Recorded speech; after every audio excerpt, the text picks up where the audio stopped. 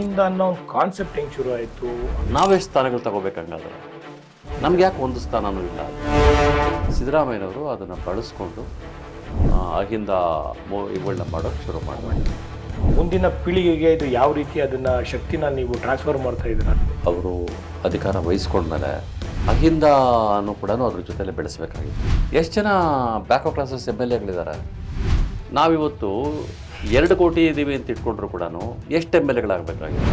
ನಮಗೆ political power ತಗೊಳ್ಳೋಕ್ಕೆ ಇದ್ದಂತಹ ಏಕೈಕ ಮಾರ್ಗ ಅದು. ಅವ್ರು ಕಳ್ಕೊಂತ ಇದ್ರೆ ಯಾಕೆ ನಮ್ಮಲ್ಲಿ ಆ ರೀತಿ ಒಂದು ಸಂಘಟನೆ ಆಗ್ತಾ ಇಲ್ಲ? ನಮ್ಮ ಸಮಸ್ಯೆ ಇರೋದೇ ಸಂಘಟನೆ. ಅವರು ಮನಸ್ಸು ಮಾಡಿದ್ದು ಅಂತ ಹೇಳಿದ್ರೆ ಇವತ್ತು ಕೂಡ ಅಹಿಂದ ಚಳವಳಿನ ಭಾಳ ಸ್ಟ್ರಾಂಗ್ ಆಗಿ ಕಟ್ಟುತ್ತೆ. ಅಹಿಂದಾಗಿ ನಾನು ಮುಖ್ಯಮಂತ್ರಿ ಆಗ್ತೀನಿ ಅಂತ ಹೇಳಿದ್ರೆ ಅಹಿಂದ ಅವ್ರು ಲಾಭವನ್ನು ಪಡ್ಕೊಂಡಿರ್ತಾರೆ, ಆದ್ರೆ ಅಹಿಂದಾಗಿ ಏನು ಕೊಡೋಕೆ ರೆಡಿ ಇರಲ್ಲ. 3 Tಗಳಿದ್ರೆ ಅಹಿಂದಾನೇ ಒಂದು ಪೊಲಿಟಿಕಲ್ ಪಾರ್ಟಿಯಾಗಿ ಡೆವಲಪ್ ಆಗ್ತಾರೆ. ನಾನು ನೇರವಾಗಿ ಹೇಳಬೇಕು ಅನ್ನೋದಾದ್ರೆ ಅವ್ರು ಹಿಂದೂಯಿಸಮ್ ಅಲ್ಲ, ಅದು ಬ್ರಾಹ್ಮಣಿಸಮ್. ಹಿಂದುಳಿದವ್ರದಲ್ಲಿ ದಲಿತರಲ್ಲಿ ನಮ್ಗಂತ ಕಲ್ಚರಲ್ ರೂಟ್ಸ್ ಅಥವಾ ಅವ್ರಿಗೆ ಇತಿಹಾಸನೇ ಇಲ್ವಾ ಸರ್? ಖಂಡಿತ ನಮ್ಮ ಇತಿಹಾಸ ನಮಗೆ ಭಾಳ ರಿಚ್ ಅಂತ ಅನಿಸೇ ಇಲ್ಲ. ನಿಮ್ಮ ಪ್ರಕಾರ ಜಾತಿ ಗಣತಿ ಮಾಡೋದು ಸರಿನೋ ತಪ್ಪು? ರೋಗ್ಯ ಒಂದು ಮಾತು ಹೇಳ್ತಾರೆ, caste is a reality, it never liquefies, it always crystallises. ಅದು ಯಾವಾಗಲೂ ಹರಳುಗಟ್ತಾ ಇರುತ್ತೆ ಹೊರತು ಅದು ನೀರಾಗಿ ಹರಿಯಲ್ಲ. ನಮಸ್ಕಾರ ಸ್ನೇಹಿತರೆ, ಇವತ್ತಿನ ಅಹಿಂದ ಟಿವಿಯ ವಿಶೇಷ ಸಂದರ್ಶನ ಕಾರ್ಯಕ್ರಮಕ್ಕೆ ತಮ್ಮೆಲ್ಲರಿಗೂ ಸ್ವಾಗತ. ಇವತ್ತು ನಮ್ಮ ಜೊತೆ ಇದ್ದಾರೆ ಹಿಂದುಳಿದ ವರ್ಗಗಳ ಆಯೋಗದ ಮಾಜಿ ಅಧ್ಯಕ್ಷರು ಹಾಗೂ ಕರ್ನಾಟಕ ಕಂಡಂಥ ಅಹಿಂದ ಎಂಬ ಪದದ ಸೂತ್ರಧಾರರು ಆದಂತಹ ನಮ್ಮೆಲ್ಲರ ಪ್ರೀತಿಯ ಹಿರಿಯ ನಾಯಕರಾದಂಥ ದ್ವಾರಕನಾಥ್ ಸರ್ ಅವರು ನಮ್ಮ ಜೊತೆ ಇದ್ದಾರೆ. ಅವ್ರಿಗೆ ನಮ್ಮ ಕಾರ್ಯಕ್ರಮಕ್ಕೆ ಸ್ವಾಗತ ಕೊಡ್ತೀನಿ. ಕಾರ್ಯಕ್ರಮಕ್ಕೆ ಸ್ವಾಗತ ಸರ್. ನನ್ನ ಮೊದಲನೇ ಪ್ರಶ್ನೆ, ಈ ಅಹಿಂದ ಅನ್ನೋ ಒಂದು ಪದವನ್ನು ಕಂಡುಹಿಡಿದ್ರಿ, ಅದು ಇವತ್ತು ಎಂಥ ಕ್ರಾಂತಿ ಆಗಿದೆ ಅಂದರೆ ಬಹುಶಃ ಇಡೀ ಭಾರತ ದೇಶದಲ್ಲೇ ಈ ಅಹಿಂದ ಕ್ರಾಂತಿ ಅಕಸ್ಮಾತ್ ಆಗಿದೆ ಅಂದರೆ ಕರ್ನಾಟಕದಲ್ಲಿ ಮಾತ್ರ. ಸೊ ನಿಮ್ಗೆ ಆ ಅಹಿಂದ ಅನ್ನೋ ಒಂದು ಕಾನ್ಸೆಪ್ಟ್ ಹೆಂಗೆ ಶುರು ಆಯಿತು? ಅದ್ರ ಹಿಂದ್ಗಡೆ ನಿಮಗೆ ಏನು ಪ್ರೇರಣೆ ಆಯಿತು? ಯಾವ ರೀತಿಯಾದ ಒಂದು ಹಿನ್ನೆಲೆ ಒಂಚೂರು ಹೇಳ್ತೀರಾ ಸರ್? ನಾನು ಮೂಲತಃ ಕೋಲಾರದವನು. ಅದರಲ್ಲೂ ಕೂಡ ಅಲ್ಲಿ ದಲಿತ ಚಳವಳಿಯಲ್ಲಿ ಭಾಳ ಸಕ್ರಿಯವಾಗಿ ಪಾಲ್ಗೊಂಡಿದ್ದೆ. ನಾನು ಹಿಂದುಳಿದ ವರ್ಗಕ್ಕೆ ಸೇರಿದ ಜಾತಿಯಿಂದ ಬಂದವನು, ಆದರೆ ದಲಿತ ಚಳವಳಿಯಲ್ಲಿ ಅತ್ಯಂತ ಸಕ್ರಿಯವಾಗಿ ಪಾಲ್ಗೊಂಡಿದ್ದೆ. ಅಲ್ಲಿ ನಾವೆಲ್ಲ ದಲಿತ ಚಳವಳಿಯ ಜೊತೆಗೆ ಹಿಂದುಳಿದ ವರ್ಗಗಳ ಸಮರಶೀಲ ಒಕ್ಕೂಟ ಅಂತ ಒಂದು ಮಾಡ್ಕೊಂಡಿದ್ವಿ. ಹಿಂದುಳಿದ ವರ್ಗಗಳನ್ನೇ ಬೇಸ್ ಮಾಡಿಕೊಂಡು ಹಿಂದುಳಿದ ವರ್ಗಗಳ ಹಾಸ್ಟೆಲ್ಸ್ಗೆ ಹೋಗೋದು, ಅಲ್ಲಿ ಹಿಂದುಳಿದ ವರ್ಗದ ಹುಡುಗರಿಗೆ ನಾವು ನೀವೇನು ಮಾಡಬೇಕು, ಪೊಲಿಟಿಕಲಿ ನಿಮ್ಮ ಐಡೆಂಟಿಟಿ ಏನಿದೆ, ಸೋಷಿಯಲಿ ನೀವು ಎಲ್ಲಿದ್ದೀರಿ, ಎಕನಾಮಿಕಲಿ ನೀವು ಎಲ್ಲಿದ್ದೀರಿ ಅನ್ನೋದನ್ನು ಹೇಳುವಂಥದ್ದು, ಅವ್ರಿಗೆ ಜಾಗೃತಿ ಮೂಡಿಸುವಂಥ ಕೆಲಸಗಳನ್ನು ಮಾಡ್ಕೊಂಬರ್ತಾಯಿದ್ವಿ. ಅದೊಂದು ಗುಂಪಿತ್ತು ಕೋಲಾರದಲ್ಲಿ, ಒಂದು ಒಳ್ಳೆ ಗ್ರೂಪ್ ಇತ್ತು.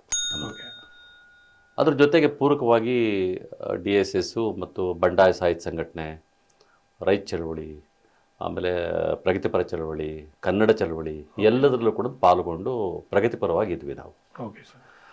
ಒಂದು ಸಲ ಅಲ್ಲಿಗೆ ಮುಳಬಾಗಲಿಗೆ ನಮ್ಮ ಚುಂಚನಗಿರಿ ಮಠದ ಸ್ವಾಮೀಜಿಗಳು ಬಂದಿದ್ದರು.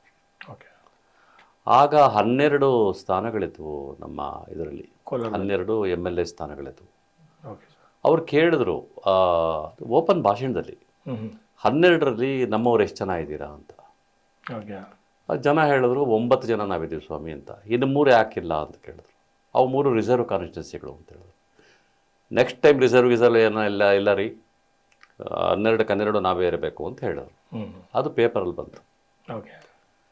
ಬಂದಮೇಲೆ ನಮ್ಗೆ ಅನಿಸಿದ್ದೇನಂತಂದರೆ, ಒಂದು ಸಮುದಾಯಕ್ಕೆ 12 ಇರಬೇಕು ಅಂತ ಅನಿಸೋದಾದರೆ ಅಹಿಂದ ವರ್ಗಗಳು, ಅಲ್ಪಸಂಖ್ಯಾತರು, ಹಿಂದುಳಿದವರು, ದಲಿತರು ಸೇರಿದ್ರೆ ನಾವು ಮೋರ್ ದೆನ್ 70-80% ಇದ್ದೀವಿ. ನಾವೆಷ್ಟು ಸ್ಥಾನಗಳು ತಗೋಬೇಕಂಗಾದ್ರೆ ನಮ್ಗೆ ಯಾಕೆ ಒಂದು ಸ್ಥಾನನೂ ಇಲ್ಲ ಅಲ್ಲಿ ಅನ್ನೋಂಥ ಪ್ರಶ್ನೆ ನಮ್ಮಲ್ಲಿ ಮೂಡ್ತು. ಆಗ ನಾವು ಎಲ್ಲವನ್ನು ಸೇರಿಸಿ ಒಂದು ಪೊಲಿಟಿಕಲ್ ಮೂಮೆಂಟ್ ಮಾಡ್ಬೋದಾ ಅಂತೇಳ್ಬಿಟ್ಟು ಆಲೋಚನೆ ಮಾಡಿದ್ವಿ. ಆ ಸಂದರ್ಭದಲ್ಲಿ ಸ್ವಲ್ಪ ದೇವೇಗೌಡರಿಂದ ಸ್ವಲ್ಪ ಮುನಿಸು ಆಗಿ ಜಾಲಪ್ಪನವರು ಹೊರಗಡೆ ಬಂದಿದ್ದರು.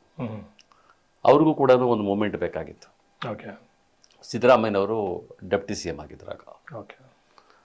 ನಾವೇನು ಮಾಡಿದ್ವಿ, ಇದನ್ನೊಂದು ಮೂಮೆಂಟ್ ಕಟ್ಟಬೇಕಲ್ಲ ಅಂತೇಳ್ಬಿಟ್ಟು ದಲಿತ, ಹಿಂದುಳಿದ, ಅಲ್ಪಸಂಖ್ಯಾತ ಒಕ್ಕೂಟ ಅಂತೇನೋ ಮಾಡಿದ್ವಿ. ಅಷ್ಟು ಉದ್ದದ್ದು ಹೆಂಗೆ ಮಾಡೋದು ಅಂತ ಯೋಚನೆ ಮಾಡಿಕೊಂಡು ನಾನು ಮನೆಗೆ ಬಂದೆ. ಮನೆಗೆ ಬಂದು ನನ್ನ ಟೇಬಲ್ ಮೇಲೆ ಕುಂತ್ಕೊಂಡು ಸುಮ್ಮನೆ ಬರಿತಾ ಹೋದೆ. ಹಾಕ್ದೆ, ಹಿಮ್ಮಟ್ಟೆ, ಹಾಕ್ದೆ, ಅಹಿಂದ ಅಂತ ಸರಿಯಾಗಿ ಬಂತು. ಇದು ಭಾಳ ಕ್ಯಾಚಿ ಆಗಿದೆಯಲ್ಲ, ಭಾಳ ಸ್ಟ್ರೈಕಿಂಗ್ ಆಗಿದೆ, ಭಾಳ ಪಂಚಿಂಗ್ ಆಗಿದೆ, ಒಳ್ಳೆ ಶಬ್ದ ಅಲ್ವಾ ಅಂತೇಳ್ಬಿಟ್ಟು ಜಾಲಪ್ಪನವ್ರಿಗೆ ಫೋನ್ ಮಾಡಿ ಹೇಳ್ದೆ. ಓಕೆ. ಸರಿ ಹಿಂಗೆ ಅಂದ್ಕೊಂಡಿದ್ವಿ, ಬೇಡಪ್ಪ ಅದು ಅಹಿಂದು ಅಂತ ಆಗ್ಬಿಟ್ಟಿದ್ದು ಅಂದರೆ ಹಿಂದೂಗಳೆಲ್ಲ ವಿರೋಧಿ ಆಗಿಬಿಡ್ತಾರೆ ಅಂತ. ಅದು ಅಹಿಂದೂ ಅಲ್ಲ ಸರ್, ಅಹಿಂದ. ಅದು ನಾವು ಹಿಂದೂಗಳ ವಿರೋಧ ಆಗ್ಲಿಕ್ಕೆ ಸಾಧ್ಯವೇ ಇಲ್ಲ ಅಂತೇಳ್ಬಿಟ್ಟು ಅವ್ರನ್ನ ಕನ್ವಿನ್ಸ್ ಮಾಡಿದ್ವಿ. ನನ್ನ ಜೊತೆಯಲ್ಲಿ ಲಕ್ಷ್ಮೀಪತಿ ಕೋಲಾರ, ಬಾಗೇಪಲ್ಲಿ ಸುಧಾಕರ್, ಕುರುಬುರ್ಪೇಟೆ ರಾಮಚಂದ್ರ, ಆಮೇಲೆ ಮುಸ್ಲಿಮ್ಸ್ ಇಂದ ಅಫ್ರೋಜ್ ಪಾಷಾ, ಇವರೆಲ್ಲರೂ ಕೂಡ ನನ್ನ ಜೊತೆಯಲ್ಲಿ ಇನ್ನೂ ಒಂದಷ್ಟು ಜನ ನಾವೆಲ್ಲರೂ ಕೂಡ ಒಟ್ಟಿಗೆ ಸೇರಿಕೊಂಡು ಅದನ್ನು ಜಾಲಪ್ಪನವ್ರಿಗೆ ಹೇಳಿದ್ಮೇಲೆ ಜಾಲಪ್ಪನವರು ಒಂದು ಸಮಾವೇಶ ಮಾಡೋಣ ಅಂತ ಕೋಲಾರದಲ್ಲಿ 1998 ಆಗಸ್ಟ್ 20. ಯಾಕೆ ಆ ಡೇಟ್ ಮಾಡ್ಕೊಂಡ್ರೆ ಅದು ದೇವರಾಜ ಅರಸರ ಹುಟ್ಟಿದ್ದಿನ. ದೇವರಾಜ ಅರಸರು ಹುಟ್ಟಿದ್ದೀವೇ ಅಹಿಂದ ಆಗಬೇಕು ಅಂತ ಹೇಳ್ಬಿಟ್ಟು ಅಹಿಂದ ಇದನ್ನು ಕೂಡ ಕಾನ್ಸೆಪ್ಟನ್ನು ಕೂಡ ಭಾಳ ಚೆನ್ನಾಗಿ ಮಾಡಿದ್ವಿ. ನಮ್ಮ ಮಂಟಪಕ್ಕೆ ಆಗ್ತಾನೆ DR ನಾಗರಾಜ್ ಅವರು ತೀರ್ಕೊಂಡಿದ್ರು. DR ನಾಗರಾಜ ಮಂಟಪ ಅಂತಿಟ್ವಿ. DR ನಾಗರಾಜ್ ಅವರು ದೇವಾಂಗ ಸಮುದಾಯದವರು. ಆಮೇಲೆ ಒಂದು ಕಡೆ ಬಸವಣ್ಣನವರ ಇದು ಹೆಬ್ಬಾಗಿಲು, ಮತ್ತೊಂದು ಕಡೆ ಇವ್ರದ್ದು ಲೋಹಿಯಾದು, ಈ ಥರ ಎಲ್ಲ ನಮ್ಮ ಇವ್ರನ್ನು, ಇನ್ನೊಂದು ಕಡೆ ಅಂಬೇಡ್ಕರ್ದು, ಇನ್ನೊಂದು ಕಡೆ ಟಿಪ್ಪು ಸುಲ್ತಾನು, ಎಲ್ಲ ಐಡಿಯಾಲಜಿಗಳನ್ನೂ ಒಂದು ಕಡೆ ಬರೋ ಥರ ಮಾಡಿ ಸಂಘಟನೆ ಮಾಡೋಕ್ಕೆ ಶುರು ಮಾಡಿದ್ವಿ. ಭಾಳ ಚೆನ್ನಾಗಾಯಿತು, ಭಾಳ ಒಳ್ಳೆ ರೆಸ್ಪಾನ್ಸ್ ಬಂತು. ನಾನೇ ಕಾಂಟ್ಯಾಕ್ಟ್ ಮಾಡಿದೆ ಸಿದ್ದರಾಮಯ್ಯನವ್ರನ್ನ, ಜಾಲಪ್ಪನವ್ರು ನೀನೇ ಹೋಗಿ ಮಾತಾಡ್ಕೊಂಬ ಅಂತ. ಅವ್ರಿಗೆ ಒಂದು ಸ್ವಲ್ಪ ಆ ಟೈಮಲ್ಲಿ ಅವ್ರ ಪವರಲ್ಲಿದ್ದರಲ್ವಾ, ಅವರು ದೇವೇಗೌಡರಿಂದ ಹೊರಗಡೆ ಬಂದು ಮಾಡೋದಕ್ಕೆ ಒಂದು ಸ್ವಲ್ಪ ಅವ್ರಿಗೆ ಕಷ್ಟ ಸಾಧ್ಯ ಆಯಿತು. ಆದರೂ ಕೂಡ ನಾನು ಬಂದು ಉದ್ಘಾಟನೆ ಮಾಡ್ತೀನಿ ಅಂತ ಹೇಳಿದ್ರು. ನಾವೆಲ್ಲ ಸಂಘಟನೆ ಮಾಡಿದ್ವಿ. ಜಾಲಪ್ಪನವರು ಅಧ್ಯಕ್ಷತೆ ವಹಿಸೋದು. ಅಲ್ಲಿ ಆರಂಭ ಆಗಿದ್ದು ಅಹಿಂದ ಅನ್ನುವಂತಹ ಕಾನ್ಸೆಪ್ಟ್. ಅಲ್ಲಿಂದ ಆಚೆಗೆ ನಿಮ್ಗೆ ಗೊತ್ತಿದೆ, ಅದಾದಮೇಲೆ ನಮಗೆ ಮುಂದುವರ್ಸ್ಲಿಕ್ಕಾಗಲಿಲ್ಲ. ಯಾಕಂದರೆ ನಮಗೆ ಫೈನಾನ್ಷಿಯಲ್ ಸಪೋರ್ಟ್ ಇರಲಿಲ್ಲ. ಜಾಲಪ್ಪನವರು ದೂರ ಹೊರಟೋದ್ರು, ಸಿದ್ದರಾಮಯ್ಯನವರು ಅವರು ಪವರ್ ಇದರಲ್ಲಿ ಅವರು ಕೂಡ ಬ್ಯುಸಿ ಆಗಿಬಿಟ್ರು. ಹಾಗಾಗಿ ನಮಗೆ ಅದನ್ನ ಕಂಟಿನ್ಯೂ ಮಾಡೋಕ್ಕಾಗಲಿಲ್ಲ.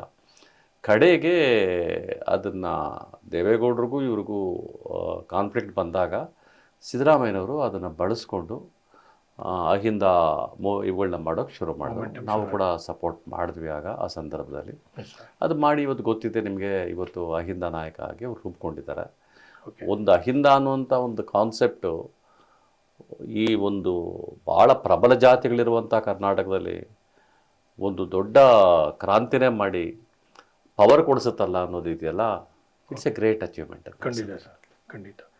ಆ್ಯಂಡ್ ಇವಾಗ ನೀವು ಹೇಳ್ಬೇಕಾದ್ರೆ ನನಗೆ ಏನನ್ಸೋದು ಅಂದರೆ, ಬಹುಶಃ ಇಡೀ ಭಾರತದಲ್ಲೇ ಈ ಅಹಿಂದ ಕಾನ್ಸೆಪ್ಟ್ ಎಲ್ಲೂ ಇಲ್ಲ ಅನಿಸುತ್ತೆ ಬಹುಶಃ. ಹಾಗಾಗಿ ಈ ಒಂದು ಕಾನ್ಸೆಪ್ಟ್ ಕರ್ನಾಟಕದಲ್ಲಿ ಹುಟ್ಟಿ ಅನೇಕ ಅಹಿಂದ ಸಮುದಾಯದೊಳಗೆ ಒಂದು ವೇದಿಕೆಯನ್ನು ಸೃಷ್ಟಿ ಮಾಡಿದೆ.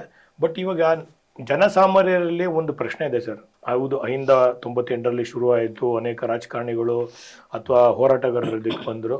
ಬಟ್ ಇದು ಇವತ್ತಿನ ಪರಿಸ್ಥಿತಿಯಲ್ಲಿ ಎಷ್ಟರ ಮಟ್ಟಿಗೆ ಮುಂದುವರೆದಿದೆ, ಅಥವಾ ಮುಂದಿನ ಪೀಳಿಗೆಗೆ ಇದು ಯಾವ ರೀತಿ ಅದನ್ನು ಶಕ್ತಿನ ನೀವು ಟ್ರಾನ್ಸ್ಫರ್ ಮಾಡ್ತಾ ಇದ್ದೀರಾ? ಯಾಕಂದರೆ ಅನೇಕ ಜನ ಅಹಿಂದ ವರ್ಗದವರು ಇವಾಗ ಮಾತಾಡ್ದಂಗೆ ಕರ್ನಾಟಕದಲ್ಲಿ ಹಿಂದುಳಿದ ವರ್ಗ ಅಥವಾ ಅಹಿಂದ ವರ್ಗನೇ ಎಷ್ಟು ಜಾಸ್ತಿ ಇದ್ರೂ ಕೂಡ ಈ ಸಂಘಟನೆ ಅಥವಾ ಈ ಹೋರಾಟ ಯಾವ ಥರ ಮುಂದೆ ಇವತ್ತಿನ ಜನ್ರೇಷನ್ಗೂ ಮುಂದಿನ ಜನ್ರೇಷನ್ಗೂ ಹೋಗ್ತಾ ಇದೆ ಅಥವಾ ಸ್ಟಾಪ್ ಆಗಿದೆಯಾ ಅಂತ ತುಂಬ ಜನಕ್ಕೆ ಇದೊಂದು ಕ್ವಶನ್ ಇದೆ ಸರ್. ಇದ್ರ ಬಗ್ಗೆ ಏನು ಹೇಳ್ತೀರಾ? ಇಲ್ಲ, ಇದು ಭಾಳ ಒಳ್ಳೆಯ ಪ್ರಶ್ನೆ. ಆಮೇಲೆ ನಮ್ಮನ್ನು ನಾವೇ ಕೇಳ್ಕೋಬೇಕಾದ ಪ್ರಶ್ನೆ. ಯಾಕಂದರೆ ನಮ್ಮನ್ನು ನಾವು ವಿಮರ್ಶೆ ಮಾಡ್ಕೊಂಡಾಗ ಮಾತ್ರನೇ ನಮ್ಮ ಮುಂದಕ್ಕೆ ಬೆಳೀಲಿಕ್ಕೆ ಸಾಧ್ಯ ಆಗುತ್ತೆ. ನಮ್ಮ ತಪ್ಪುಗಳು, ನಮ್ಮ ಒಪ್ಪುಗಳು ಏನೇ ಆಗಿರಲಿ.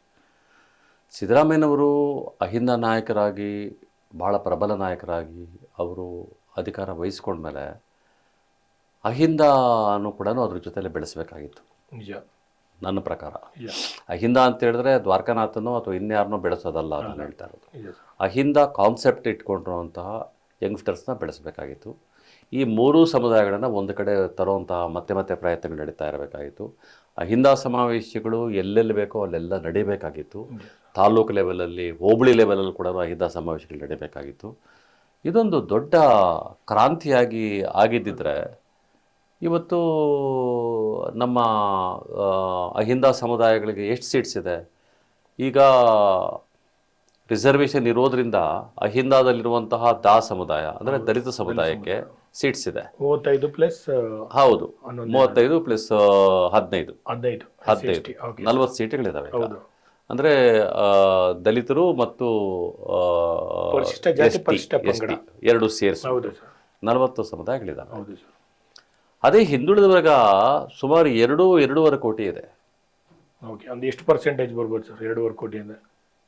ನನಗೆ ಗೊತ್ತಿದ್ದಂತೆ we are coming around 38 to 39% ಇದೆ. ಆಲ್ಮೋಸ್ಟ್ 40%. 40% 40% ಅಂಡ್ ಆರಾಮ್ಸೆ ಬರುತ್ತೆ. ಈ SC ST ಸಮಾಜ ಅವರೊಂದು 25% ಬರ್ಬೋದಾ ಸರ್? ಎಸ್ಟಿಗಳು 18 + 5 around 20 to 22. 22%. So 60% backward plus ಒಂದು ದಲಿತ ಕಮಿಟಿ ಬರುತ್ತೆ. ಆ ಎರಡೂ ಸೇರಿದ್ದು ಅಂತ ಹೇಳಿದ್ರೆ ಅಥವಾ ಈ ಸಮುದಾಯವನ್ನು ಸೇರಿಸ್ಬಿಟ್ಟಿದ್ದು ಅಂತ ಹೇಳಿದ್ರೆ ಯಾವುದನ್ನ ಮೈನಾರಿಟೀಸ್, ಮೈನಾರಿಟೀಸ್ ಕೂಡ ಸೇರಿದ್ರೆ V are coming around 79%. 79%. Okay. And ತುಂಬಾ ದೊಡ್ಡ ನಂಬರ್ ಸರ್. ಎಷ್ಟು ಪವರ್ ಸಿಕ್ಕಿದೆ ನಮಗೆ? ಅಂದ್ರೆ ಆರಾಮಾಗಿ ನಮ್ಮವರೇ ಮುಖ್ಯಮಂತ್ರಿಗಳು, ಅಹಿಂದ ವರ್ಗದ ಮುಖ್ಯಮಂತ್ರಿಗಳು ಆರಾಮಾಗಿ ಮಾಡ್ತಾರೆ. 100%. ಇವತ್ತು ಎಷ್ಟು ಜನ ಬ್ಯಾಕ್ವರ್ಡ್ ಕ್ಲಾಸಸ್ MLAಗಳಿದ್ದಾರೆ? ತುಂಬಾ ಕಡಿಮೆ ಇದೆ. ಒಂದು 15 ಜನ ಇರ್ಬೋದು ಅನ್ಸುತ್ತೆ. 15 20 ಜನ ಇರ್ಬೋದು 20 ಜನ ಅಷ್ಟೇ. ಅಷ್ಟೇ.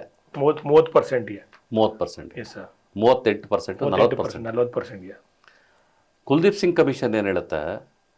ಪ್ರತಿ 2 ಲಕ್ಷಕ್ಕೂ MLA ಆಗಬೇಕು ಅಂತ ಹೇಳುತ್ತೆ. 1.5 to 2 ಲಕ್ಷಕ್ಕೂ MLA ಆಗಬೇಕು ಅಂತ ಹೇಳುತ್ತೆ. ಓಕೆ. ನಾವಿವತ್ತು 2 ಕೋಟಿ ಇದ್ದೀವಿ ಅಂತ ಇಟ್ಕೊಂಡ್ರು ಕೂಡ ಎಷ್ಟು MLAಗಳಾಗಬೇಕಾಗಿತ್ತು?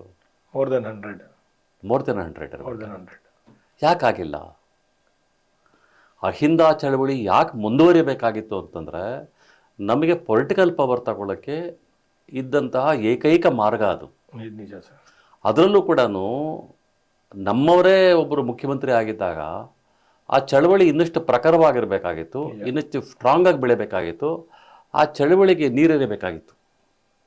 ನಿಜ ಸರ್. ನಾನು ನಿಷ್ಠುರವಾಗಿ ಹೇಳ್ತೇನೆ, ಸಿದ್ದರಾಮಯ್ಯವ್ರು ನನಗೆ ಆಪ್ತರು, ನನಗೆ ಒಳ್ಳೆ ಸ್ನೇಹಿತರು ಇದ್ದಾರೆ, ನಾನು ಅವರು ಭಾಳ ಒಳ್ಳೆ ಇದರಲ್ಲಿದ್ದೀವಿ, ಅದೆಲ್ಲ ಬೇರೆ ಪ್ರಶ್ನೆ. ಆದರೆ ಹೇಳಬೇಕಾಗೋದನ್ನು ಹೇಳಲೇಬೇಕಾಗತ್ತೆ ಸರ್. ಆ ಥರ ಆದರೆ ಈಗ ನಾವು ಎಲ್ಲಿ ಅಹಿಂದ ವರ್ಗದವರು, ಇವಾಗ ಉದಾಹರಣೆ ಹೇಳಬೇಕು ಅಂದರೆ ಇದೇ ಒಂದು ಮುಂದುವರೆದ ಸಮಾಜದವರು ಈ ರೀತಿ ಅವ್ರಿಗೆ ರಾಜಕೀಯ ಸಂಚಕಾರ ಆಗ್ತಾ ಇದೆ ಅಂದರೆ ಎಷ್ಟು ಬೇಗ ಅಲರ್ಟ್ ಆಗ್ತಾರೆ, ಅವ್ರಿಗೆ ಬೇಕಾದಂತೆಲ್ಲ ಸೇಫ್ ಗಾರ್ಡ್ ಮಾಡ್ಕೊತಾರೆ. ಆದರೆ ಅಹಿಂದ ವರ್ಗದವ್ರು ಯಾಕೆ ಈ ರೀತಿ ಅವ್ರಿಗೆ ಎಷ್ಟೇ ತೊಂದರೆ ಆಗ್ತಾ ಇದ್ರು ಅಥವಾ ಅವ್ರಿಗೆ ಪವರ್ ಕಳ್ಕೊತಾ ಇದ್ರು, ಯಾಕೆ ನಮ್ಮಲ್ಲಿ ಆ ರೀತಿ ಒಂದು ಸಂಘಟನೆ ಆಗ್ತಾ ಇಲ್ಲ? ನಮ್ಮ ಸಮಸ್ಯೆ ಇರೋದೇ ಸಂಘಟನೆ ಅದು. ಸರ್, ನಮಗೇನಾಗಿದೆ, ಈಗ SC OBC ಮೈನಾರಿಟೀಸ್ ಇದ್ದೀವಿ, ಹೌದು, ಅವುಗಳಲ್ಲಿ ಜಾತಿಗಳಿದ್ದಾವೆ. ಸ್ವಲ್ಪ ಈಗ ನಮ್ಮಲ್ಲಿ ಪ್ರವರ್ಗ 1 ಮತ್ತು ಪ್ರವರ್ಗ 2A ಇದೆ. ಹೌದು ಸರ್. ಮೋಸ್ಟ್ ಬ್ಯಾಕ್ವರ್ಡ್ ನಾವು. ಪ್ರವರ್ಗ 1ರಲ್ಲಿ 95 ಜಾತಿಗಳಿದ್ದಾವೆ. ಓಕೆ. ಪ್ರವರ್ಗ 2A ನಲ್ಲಿ 102 ಜಾತಿಗಳಿದ್ದಾವೆ. ಓಕೆ. ಒಟ್ಟು 197 ಜಾತಿಗಳಿದ್ದಾವೆ. ಅದು ಟೋಟಲ್ OBCಲೇ 197 ಜಾತಿಗಳಿದ್ದಾವೆ. ಕ್ಯಾಟಗರಿ 3A ಮತ್ತು 3Bನ ಬಿಟ್ಟು, ಕ್ಯಾಟಗರಿ 2B ಮುಸ್ಲಿಮ್ಸನ್ನು ಬಿಟ್ಟು ನಾನು ಹೇಳ್ತಾ ಇರೋದು. ಮುಸ್ಲಿಮ್ಸಲ್ಲಿ ಎಷ್ಟು ಜಾತಿ ಇರ್ಬೋದು ಸರ್ ಅಂದಾಜು? ಮುಸ್ಲಿಮ್ಸಲ್ಲಿ ಸುಮಾರು 100-120 ಜಾತಿಗಳು, ಅಲ್ಲೂ 130 ಜಾತಿ ಇದೆ, ಜಾತಿಗಳಿದ್ದಾವೆ. ಓಕೆ. ಬಟ್ ಅಲ್ಲೇನಾಗಿದೆ, ಮುಸ್ಲಿಮ್ಸಲ್ಲಿ ಆ ಜಾತಿಗಳ ಗಮನ ಆಗತ್ತೆ, ಜಾತಿಗಳು ಇಂಪಾರ್ಟೆಂಟ್ ಅಲ್ಲ. ಅಲ್ಲಿ ಸಮುದಾಯದ ಧರ್ಮ ಅಂತ ಬಂದ್ಬಿಡುತ್ತೆ, ಧರ್ಮ ಅಂತ ಬಂದ್ಬಿಡುತ್ತೆ. ಓಕೆ. ಇಲ್ಲಿ ಏನಾಗುತ್ತೆ, ಜಾತಿಗಳೇ ಇಂಪಾರ್ಟೆಂಟ್ ಆಗ್ತವೆ. ಓಕೆ. ಯಾಕಂದರೆ ಪ್ರತಿ ಜಾತಿನೂ ಒಂದು ಯೂನಿಟ್ ಅದು. ಆ ಯೂನಿಟನ್ನು ನೀವು ಒಡೆಯೋದು ಕಷ್ಟ. ಓಕೆ. ಈಗ ಅಂತರ್ಜಾತಿ ವಿವಾಹಗಳು ಅವೆಲ್ಲ ನಮ್ಮಲ್ಲಿ ಇಲ್ಲ, ಇಲ್ಲ ಅಷ್ಟು, ಇನ್ನೂ ಬಹಳ ಕಡಿಮೆ ಪ್ರಮಾಣದಲ್ಲಿದೆ. ನಿಜ ಸರ್. ಹಾಗಾಗಿ ಒಂದೊಂದು ಜಾತಿ ಒಂದೊಂದು ಯೂನಿಟ್ ಆಗಿ ಉಳ್ಕೊಂಡ್ಬಿಟ್ಟಿರೋದಾಗ ಇವುಗಳನ್ನ ಸಂಘಟನೆ ಮಾಡೋದು ಬಹಳ ಕಷ್ಟ. ನಿಜ. ಇದೆಲ್ಲಕ್ಕಿಂತಲೂ ಹೆಚ್ಚಾಗಿ ಈ ಹಿಂದುಳಿದ ವರ್ಗಗಳ ವಿರೋಧಿಗಳಿಗೆ ಇದನ್ನು ಒಡೆಯೋದು ಸುಲಭ. ಓಕೆ. ಈ ಜಾತಿಗಳನ್ನ ಒಡೆಯೋದು ಬಹಳ ಸುಲಭ. ಓಕೆ. ಯಾಕಂದರೆ ಎತ್ಕಟ್ಟೋದು ಈಸಿ. ಅದು ಡಿವೈಡ್ ಆ್ಯಂಡ್ ರೂಲ್. ಇವ್ರ ಮೇಲೆ ಅವ್ರನ್ನ ಎತ್ಕಟ್ಟು, ಅವ್ರನ್ನ ಇವ್ರು ಎತ್ಕೊಟ್ಟು ಈಗ ಜಗಳ ಮಾಡ್ಕೊಟ್ರೆ ನೀನು ರೂಲ್ ಮಾಡು. ಓಕೆ. ಇಲ್ಲದಿದ್ರೆ ಕರ್ನಾಟಕದಲ್ಲಿ ದೇವರಾಜ ಅರಸರ ನಂತರ ಸಿದ್ದರಾಮಯ್ಯ ಬರೋರಿಗೆ ಯಾಕೆ ಕಾಯಬೇಕಾಗಿತ್ತು? ನಿಜ ಸರ್. ಎಷ್ಟು ಅವಕಾಶಗಳಿತ್ತು ನಮಗೆ. ನಿಜ. ನನಗೆ ಇವತ್ತಿಗೂ ಕೂಡ ಅನಿಸುವಂಥದ್ದು, ಇವತ್ತೇ ಒಂದು ಲೇಟ್ ಆಗಿಲ್ಲ. ನಿಜ. ನಿಜ ಸರ್. ಇವತ್ತು ಕೂಡ ನಮಗೊಬ್ಬ ಸರ್ವೋಚ್ಚ ನಾಯಕ ಇದ್ದಾರೆ, ಅಹಿಂದ ವರ್ಗಗಳಿಗೆ ಒಬ್ಬ ಸರ್ವೋಚ್ಚ ನಾಯಕ ಅಂತಲೇ ಇವತ್ತು ನಾವು ಕರಿತೀವಿ ಸಿದ್ದರಾಮಯ್ಯವ್ರನ್ನ. ನಿಜ ಸರ್. ಅವರು ಮನಸ್ಸು ಮಾಡಿದ್ದು ಅಂತ ಹೇಳಿದ್ರೆ ಇವತ್ತು ಕೂಡ ಅಹಿಂದ ಚಳವಳಿನ ಭಾಳ ಸ್ಟ್ರಾಂಗಾಗಿ ಕಟ್ಟಬಹುದು. ಬಹುಶಃ ನೀವು ಇದನ್ನ ಹೇಳ್ಬೇಕಾದ್ರೆ ನನಗೊಂದು ಮನ್ಸಿಗೆ ಬಂತು, ಬಹುಶಃ ಇದು ಚಾನೆಲ್ ನೋಡ್ತಾ ಇರೋ ಎಲ್ಲರೂ ಏನಾದರೂ ಆಗಲಿ ಇವತ್ತೊಂದು ದಿನ ಸಿದ್ದರಾಮಯ್ಯನವ್ರಿಗೆ ಈ ಒಂದು ಮೆಸೇಜ್ ತಲುಪಿ, ಈಗಲೂ ಕೂಡ ಲೇಟ್ ಆಗಿಲ್ಲ, ನಾವು ಸಂಘಟನೆ ಮಾಡೋಕ್ಕೆ ಶುರು ಮಾಡಿದ್ರೆ ಬಹುಶಃ 2028ರಲ್ಲಿ ಅನೇಕ ಅಹಿಂದ ವರ್ಗದ ನಮ್ಮ ನಾಯಕರು 28ರಲ್ಲಿ ಸರ್ಕಾರ ನಮ್ಮದೇ ಆಗುತ್ತೆ. ಖಂಡಿತ.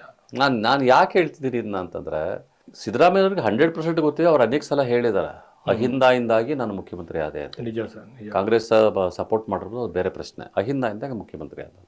ಅಹಿಂದಾಗಿ ನಾನು ಮುಖ್ಯಮಂತ್ರಿ ಆಗ್ತೀನಿ ಅಂತ ಹೇಳಿದ್ರೆ ಮುಂದಕ್ಕೆ ಮುಖ್ಯಮಂತ್ರಿಗಳನ್ನು ಮಾಡುವಂಥ ಇದು ಯಾರ ಕೈಯಲ್ಲಿತ್ತು? ನಿಜ ಸರ್. ಅದು ಸಿದ್ದರಾಮಯ್ಯನವರೇ ಮಾಡಬೇಕಾಗಿತ್ತು. ಸಿದ್ದರಾಮಯ್ಯನವರೇ ಒಂದು ದೊಡ್ಡ ಪ್ರಮಾಣದಲ್ಲಿ ಅಹಿಂದನ ಕಟ್ಟಬಹುದಾಗಿತ್ತು. ಯಾಕಂದರೆ KL ಪವರ್ ಇತ್ತು. ನಿಜ ಸರ್. KL ಪವರ್ ಇದ್ರೆ ಏನು ಕೆಲಸ ಬೇಕಾದ್ರೂ ಮಾಡ್ತಾರೆ. ನಿಜ.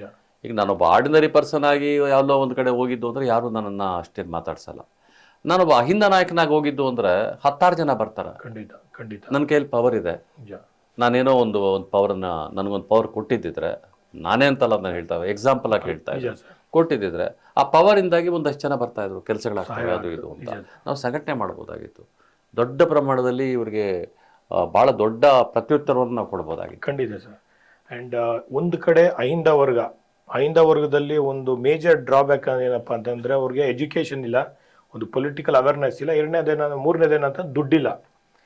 ಇವತ್ತೊಂದು ದಿನ ರಿಯಲ್ ಎಸ್ಟೇಟ್ ಎಲ್ಲ ಕಡೆ ನೀವು ನೋಡಿದ್ರೆ ರಿಯಲ್ ಎಸ್ಟೇಟ್ ಮಾಫಿಯಾ, ದುಡ್ಡಿದ್ದವನೇ ನಾಯಕ, ಅದು ಯಾವ ಜಾತಿನಾರಾಗಿರಲಿ, ದುಡ್ಡಿದ್ರೆ ಅವ್ರಿಗೆ ಜಾತಿ ಇಲ್ಲ.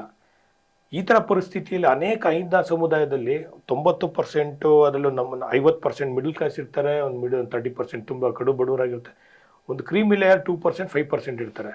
ಸೊ ಈ ಥರ ಇದ್ದಾಗ ಮುಂದಿನ ರಾಜಕಾರಣದಲ್ಲಿ ದುಡ್ಡೇ ಒಂದು ಇಂಪಾರ್ಟೆಂಟು ರಾಜಕಾರಣಕ್ಕೆ ಬರೋದಾದರೆ ಅಹಿಂದ ವರ್ಗದ ಪರಿಸ್ಥಿತಿ ಏನು ಸರ್? ಹೌದು, ನೀವು ಹೇಳಿದ ಸರಿ. ನೋಡಿ, ಈಗ ನನಗೆ ಕಾಂಶಿರಾಮ್ ಒಂದು ಆದರ್ಶ. ನಾನು ಕಾಂಶಿರಾಮ್ನ ಯಾಕೆ ಆದರ್ಶವಾಗಿ ಇಟ್ಕೊಳ್ತೀನಿ ಅಂತ ಹೇಳಿದ್ರೆ, ಆ ಮನುಷ್ಯ ದೊಡ್ಡ ನಟ ಅಲ್ಲ, ದೊಡ್ಡ ಪ್ರಭಾವಿ ಅಲ್ಲ, ದೊಡ್ಡ ಜಾತಿಯಿಂದ ಬಂದವನಲ್ಲ, ಭಾಳ ದುಡ್ಡು ಇಟ್ಕೊಂಡು ಬಂದವನಲ್ಲ, ಯಾವ ಬ್ಯಾಕ್ಗ್ರೌಂಡು ಇಲ್ಲದೆ ಬಂದು UP ಅಂತಹ ಒಂದು ರಾಜ್ಯದಲ್ಲಿ PSPನ ಕಟ್ಟಿ 4 ಸಲ ಮುಖ್ಯಮಂತ್ರಿ ಮಾಡ್ತಾರಲ್ಲ ಇವ್ರನ್ನ, ಮಾಯಾವತಿನ. ಇವತ್ತು ಅದೇನಾಗಿದೆ, ಒಡೆದೋಗಿರ್ಬೋದು, ಅದು ಬೇರೆ ಪ್ರಶ್ನೆ. ಕಟ್ಟಿದ್ದೇ ಇದೆಯಲ್ಲ, ಆ ಕಟ್ಟಿದ್ದು ನಮಗೆ ಸ್ಫೂರ್ತಿ ಆಗಬೇಕಾಗಿತ್ತು. ಅವರು 3 ವಿಷಯ ನೀವು ಹೇಳೋದಕ್ಕೆ ನನಗೆ ನೆನಪಾಗಿ ಹೇಳ್ತಾ ಇದ್ದೀನಿ. ಅವರು 3 ಟೀಗಳನ್ನು ಕೇಳ್ತಾರೆ. Okay sir. 3 ಟೀ. ಒಂದು ಟೀ ಏನಂದರೆ ಟೈಮ್. ಅಂದರೆ ನೀನು ಸಂಘಟನೆಗೆ ಬರೋನು ಟೈಮ್ ಕೊಡೋಕೆ ರೆಡಿ ಇರಬೇಕು, ಮನೆ ಮಠ ಬಿಟ್ಟು ನೀನು ಓಡಾಡ್ಲಿಕ್ಕೆ ರೆಡಿ ಇರಬೇಕು, ಒಂದು. ಎರಡನೇದು ಟ್ಯಾಲೆಂಟು, ಅತಿ ಬುದ್ಧಿವಂತ, ನಿನ್ನ ಬುದ್ಧಿನೆಲ್ಲ ಸಂಘಟನೆ ಕಟ್ಟಲಿಕ್ಕೆ ನೀನು ವಿನಿಯೋಗಿಸ್ಬೇಕು, ಎರಡನೇದು. ಮೂರನೇದು ಟ್ರೆಷರ್, ಹಣಕಾಸು. ನಿನ್ನ ಹತ್ರ ಹಣ ಇದೆ, ಹಣ ಕೊಡಬೇಕು. ಅವು 3 ಸೇರಿದ್ದು ಅಂದ್ರೆ ಒಂದು ಪೊಲಿಟಿಕಲ್ ಪಾರ್ಟಿ ಆಗುತ್ತೆ. ಇಲ್ಲಿ 3 ಸೇರೋದಕ್ಕೆ ಬಿಡ್ತಾ ಇಲ್ವಲ್ಲ. ಟ್ಯಾಲೆಂಟ್ ಇರುವಂಥವ್ರು ಎಲ್ಲೋ ಪಾಪ ಹೊರಗಡೆ ಇರ್ತಾರೆ, ಟೈಮ್ ಕೊಟ್ಟು ಓಡಾಡುವಂಥವ್ರು ಕೆಲಸ ಇಲ್ದಂಗೆ ಇರ್ತಾರೆ, ಟ್ರೆಸರ್ ಇರುವಂಥವ್ರು ಅವ್ರ ಪಾಡಿಗೆ ಅವ್ರು ದುಡ್ಡು ಮಾಡ್ಕೊಂಡು ಆರಾಮಾಗಿರ್ತಾರೆ, ರಾಜಕಾರಣಕ್ಕೆ ಬರೋದೇ ಇಲ್ಲ, ಸಾಮಾಜಿಕ ಜೀವನಕ್ಕೆ ಬರೋದಿಲ್ಲ. ಈ ಅಹಿಂದದಿಂದ ಅವ್ರು ಲಾಭವನ್ನು ಪಡ್ಕೊಂಡಿರ್ತಾರೆ, ಆದ್ರೆ ಅಹಿಂದಾಗ ಏನು ಕೊಡೋಕೆ ರೆಡಿ ಇರಲ್ಲ. ಇದು ಈ 3 ಟೀಗಳಿದ್ರೆ ಇವತ್ತು ಕೂಡ ನಾವು ಅಹಿಂದ ಕಟ್ಟಲಿಕ್ಕೆ ಆಗುತ್ತೆ. ಅಹಿಂದನೇ ಒಂದು ಪೊಲಿಟಿಕಲ್ ಪಾರ್ಟಿಯಾಗಿ ಡೆವಲಪ್ ಆಗ್ಬೋದಾಗಿತ್ತು, ಒಂದು ದೊಡ್ಡ ಸ್ಟ್ರಾಂಗ್ ಇದಾಗ್ಬಿಡ್ತಾ ಇತ್ತು. ಅದು ಒಂದು ಪೊಲಿಟಿಕಲ್ ಪಾರ್ಟಿ ಅಥವಾ ಒಂದು ಪವರ್ ಆಗಿ ಆಚೆ. ಖಂಡಿತ ಕಂಟಿನ್ಯೂಸ್ ಆಗಿ ಇನ್ನು 100 ವರ್ಷಗಳ ಕಾಲ ಅಹಿಂದ ವರ್ಗಗಳೇ ಇಲ್ಲಿನ ಆಳ್ವಿಕೆ ನಡೆಸ್ತಾ ಇದ್ರು. ಖಂಡಿತ ಸರ್, ನೀವು ಹೇಳೋ ಮಾತು ನಿಜವಾಗ್ಲೂ 100% ಸತ್ಯ ಇದೆ. ನೀವು ಹೇಳ್ಬೇಕಾದ್ರೆ ನನಗೆ ಒಂದು ಕಡೆ RSS ಅದು ಧರ್ಮದ ಮೇಲೆ ಕಟ್ಟಿ ಇವತ್ತೊಂದು ದಿನ ಅನೇಕರಲ್ಲಿ ಏನಂತ ನಾವೆಲ್ಲ ಹಿಂದೂ, ನಾವೆಲ್ಲ ಒಂದು ಅನ್ನೋ ಥರ ಮಾಡ್ತಿದ್ದಾರೆ. ಆ್ಯಂಡ್ ಅವರ ಸಂಘಟನೆ ಆಗಿರ್ಬೋದು, ಅಥವಾ ಅವರ ಹಣಕಾಸು ಮೊಬಿಲೈಸೇಷನ್ ಆಗಿರ್ಬೋದು, ಅಥವಾ ರಾಜಕಾರಣದಲ್ಲಿ ಅವರ ಇಂಟರ್ಫಿಯರೆನ್ಸ್ ಆಗಿರ್ಬೋದು, ಅದೆಲ್ಲ ಸೂಕ್ಷ್ಮವಾಗಿ ಮಾಡಿ ಅನೇಕ ಕಡೆ ಹಿಂದುಳಿದ ವರ್ಗ ಅಥವಾ ಅಹಿಂದ ವರ್ಗದವ್ರನ್ನ ತುಂಬ ಚೆನ್ನಾಗಿ ಉಪಯೋಗಿಸ್ಕೊಂತಿದ್ದಾರೆ ಸರ್. ಈ ರೀತಿಯಾಗಿ ಅಹಿಂದ ವರ್ಗದಲ್ಲಿ ಯಾಕೆ ಒಂದು ಸಂಘಟನೆಗಳು ಪ್ಲ್ಯಾಂಡ್ ಒಂದು ಟ್ರೈನಿಂಗ್ ಕೊಟ್ಟು ಸಂಘಟನೆ ಮಾಡೋವಂಥದ್ದು ಯಾಕೆ ನಡೀತಾ ಇಲ್ಲ? ಬಿಕಾಸ್ ಇವಾಗ ಅಹಿಂದ ವರ್ಗ ಎಸ್ಪೆಷಲಿ ಇವಾಗ ನೀವು ನೋಡಿರ್ಬೋದು ವಾಟ್ಸಪ್ ಯೂನಿವರ್ಸಿಟಿಗಳಲ್ಲಿ ಭಾವನಾತ್ಮಕ ವಿಷಯಗಳನ್ನು ಕೆಣಕಿ ನಮ್ಮ ಅಹಿಂದ ವರ್ಗದವರೇ ಜಾಸ್ತಿ ತೊಂದರೆಗೆ ಸಿಗಾಕೊಂಡಿದ್ದಾರೆ. ಹೋರಾಟ ಆಗದೆ, ಗಲಾಟೆ ಆಗುತ್ತೆ, ಯಾರಿಗೋ ಸತ್ರು ಅಂದ್ರೂ ಕೂಡ ಅಹಿಂದ ವರ್ಗದವರೇ ಇರ್ತಾರೆ ಫಸ್ಟಲ್ಲಿ ಲಿಸ್ಟಲ್ಲಿ. ಸೊ ಆ ರೀತಿಯಾದಂಥ ಈ ಥಿಂಕ್ ಟ್ಯಾಂಕ್ಗಳು, ಆ ಥರ ಬ್ರೈನ್ಗಳು ಯಾಕೆ ವರ್ಕ್ ಆಗ್ತಾಯಿಲ್ಲ ಅಂತ ಸರ್ ಅಹಿಂದ ಒಂದು ಸಂಘಟನೆ ಮಾಡೋದಕ್ಕೆ ಯಾಕೆ ಆಗ್ತಾ ಇಲ್ಲ? ಅದೇ ನಮಗೆ ಒಂದು ಸೆಂಟರ್ ಪಾಯಿಂಟ್ ಅನ್ನೋದೇ ಇಲ್ಲ. ಈಗ RSS 100 ವರ್ಷದಿಂದ ಆರಂಭ ಆಯಿತು. ನಿಜ, ಅವ್ರಿಗೊಂದು ಸೆಂಟರ್ ಪಾಯಿಂಟ್ ಇತ್ತು. ಓಕೆ, ಆ ಸೆಂಟರ್ ಪಾಯಿಂಟು ನಾನು ನೇರವಾಗಿ ಹೇಳಬೇಕು ಅನ್ನೋದಾದರೆ ಅವರು ಹಿಂದೂಯಿಸಮ್ ಅಲ್ಲ, ಅದು ಬ್ರಾಹ್ಮಣಿಸಮ್. ಓಕೆ, ಅವ್ರಿಗಿದ್ದು ಬ್ರಾಹ್ಮಣಿಸಮ್. ಅದು ಓಕೆ ಸರ್. ಆ ಬ್ರಾಹ್ಮಣಿಸಮ್ ಅಂತ ಹೇಳಿದ್ರೆ ಯಾರು ಬರಲ್ಲ ಅಂತ ಹೇಳ್ಬಿಟ್ಟು ಅದನ್ನ ಹಿಂದೂಯಿಸಮ್ ಅಂತ ಕರೆಯೋಕೆ ಶುರು ಮಾಡಿದ್ರು. ಇವರು ಹಿಂದೂಗಳು ಅಂದಿದ ತಕ್ಷಣ ಇವರೆಲ್ಲರೂ ಕೂಡ ಎಮೋಷನಲ್ ಆಗೋಕೆ ಶುರುವಾಗ್ತಾರೆ. ಮೇಜರ್ ಆಗಿ ನಮ್ಮ ಬ್ಯಾಕ್ವರ್ಡ್ ಕ್ಲಾಸಸ್. ನಿಜ ನಿಜ ಸರ್. ಅಲ್ಲಿ ಕೊಂದಿರೋರು, ಸತ್ತಿರೋರು ಇಬ್ಬರು ಕೂಡ ಬ್ಯಾಕ್ ಕ್ಲಾಸಸ್. ಎಲ್ಲರೂ ಬ್ಯಾಕ್ವರ್ಡ್ ಕ್ಲಾಸ್. ನೀವು ಬೇಕಾದ್ರೆ ಒಂದು ಇದು ಮಾಡ್ತಾ ಬನ್ನಿ, ರಿಸರ್ಚ್ ಮಾಡ್ತಾ ಬನ್ನಿ, ಓಕೆ, ಬರೀ ಬ್ಯಾಕ್ವರ್ಡ್ ಕ್ಲಾಸಸ್ಸೇ ಅಲ್ಲಿ ಇದಾಗಿರೋದು. ನಿಜ ಸರ್, ನಿಜ. ಅವ್ರನ್ನ ಯಾಕೆ ಬಳಸ್ಕೊಳ್ತಾರೆ? ಅವ್ರನ್ನ ಕಾಲಾಳಗಳಾಗಿ ಕೊಲೆಗಡಕರನ್ನಾಗಿ ಹೆಂಗ್ ಬಳಸ್ಕೊಳುತ್ತೆ RSS? ನಿಜ. ಅವ್ರ ಮೇಲೆ ಅವ್ರಿಗೊಂದು ಅಫೀಮ್ ತುಂಬುತ್ತೆ ತಲೆಯಲ್ಲಿ, ಅಫೀಮ್ ತುಂಬಿ ಮಾಡುತ್ತೆ. ನಾನು ಇದಕ್ಕೊಂದು ಸಜೆಷನ್ ಕೊಟ್ಟೆ ಲಾಸ್ಟ್ ಟೈಮು ಸಿದ್ದರಾಮಯ್ಯನವ್ರಿಗೆ. ಸರ್, ಈಗ ದಕ್ಷಿಣ ಕನ್ನಡದಲ್ಲಿ, ಉಡುಪಿನಲ್ಲಿ ಭಾಳ ಹುಡುಗರು, ನಮ್ಮ ಹುಡುಗರು, ಬ್ಯಾಕ್ವರ್ಡ್ ಕ್ಲಾಸಸ್ ಹುಡುಗರು ಎಲ್ಲ ಬಜರಂಗ ದಳದಲ್ಲಿ ಇದ್ದಾರೆ. ನೀವೊಂದು ಕೆಲಸ ಮಾಡಿ ಸರ್, ನಿಮ್ದು 17,000ನೋ 20,000 ಕೋಟಿನೋ ಬಜೆಟ್ ಬರುತ್ತೆ. ಅದರಲ್ಲಿ ಬರೀ 100 ಕೋಟಿ ಎತ್ತಿಡಿ. ಆ 100 ಕೋಟಿನಲ್ಲಿ ಮಂಗಳೂರಲ್ಲಿರುವಂತಹ, ಉಡುಪಿಯಲ್ಲಿರುವಂತಹ ಬ್ಯಾಕ್ವರ್ಡ್ ಕ್ಲಾಸಸ್ ಹುಡುಗರಿದಾರಲ್ಲ, ಮೊಗವೀರರು, ಈಡಿಗರು ಅಂತ ಸಣ್ಣ ಸಮುದಾಯಗಳಿಗೆ, ಆ ಹುಡುಗರಿಗೆ ನೀವು 5-5 ಲಕ್ಷ ಲೋನ್ ಕೊಡಿ. ಅವ್ರು ಮೀನು ಅಂಗಡಿನೋ ಟೀ ಅಂಗಡಿನೋ ಇಟ್ಕೊಳ್ತಾರೆ. Self employment. ಬಜರಂಗ ದಳದ ಆಫೀಸ್ಗಳು ಕ್ಲೋಸ್ ಆಗ್ತವೆ. ನಿಜ. ಅವ್ರ ಕೆಲಸ ಇಲ್ದಿರೋದ್ರಿಂದ ಬಜರಂಗ ದಳ ಇದ್ದಾರೆ. ಅವ್ರ ಕೆಲಸ ಕೊಡಿಸಿದ್ದು ಅಂದ್ರೆ ಆಟೋಮೆಟಿಕ್ ಆಗಿ ಅವರು ಬಿಟ್ಟು ಹೋಗ್ತಾರೆ ಅಂತೇಳಿ. ಭಾಳ ಒಳ್ಳೆ ಸಜೆಷನ್ನು ದ್ವಾರಕಾನಾಥ್, ಮಾಡಲೇಬೇಕು ಅಂತ ಸಿದ್ದರಾಮಯ್ಯ ಕೇಳಿದ್ರು, ಮಾಡಲೇ ಇಲ್ಲ. ಎಷ್ಟು ಅಲ್ಲ ನಾನು ಹೇಳ್ತಾ ಇರೋಂಥದ್ದು, ನಮ್ಗೆ ಎಷ್ಟು ಒಳ್ಳೆ ಅವಕಾಶಗಳಿದೆ. ಯಾಕಂದ್ರೆ ಪವರ್ ಇದ್ದಾಗ 100 ಕೋಟಿ ಯಾವ ಲೆಕ್ಕನೂ ಅಲ್ಲ. ಅದು ಬ್ಯಾಕ್ವರ್ಡ್ ಕ್ಲಾಸಸ್ಗೋಸ್ಕರ ಕೊಡುವಂಥದ್ದು. 2 ಪ್ರಮುಖವಾದ ಅಲ್ಲಿ ಜಾತಿಗಳಿದ್ದಾವೆ. ಅದ್ರ ಜೊತೆಗೆ ಸಣ್ಣ ಪುಟ್ಟ ಜಾತಿಗಳು ಕೂಡ ಇದ್ದಾವೆ ಅಲ್ಲಿ. ಆ ಜಾತಿಗಳೆಲ್ಲ ಸೇರಿಸ್ಬಿಟ್ಟು ಒಂದು ಸ್ವಲ್ಪ ಅವ್ರಿಗೆ, ಆ ಯುವಕರಿಗೆ ಇದು ಕೊಟ್ಬಿಟ್ಟಿದ್ದಾರೆ. ಎಂಥ ಒಂದು ಇದಾಗ್ಬಿಡ್ತಾ ಇತ್ತಲ್ವ.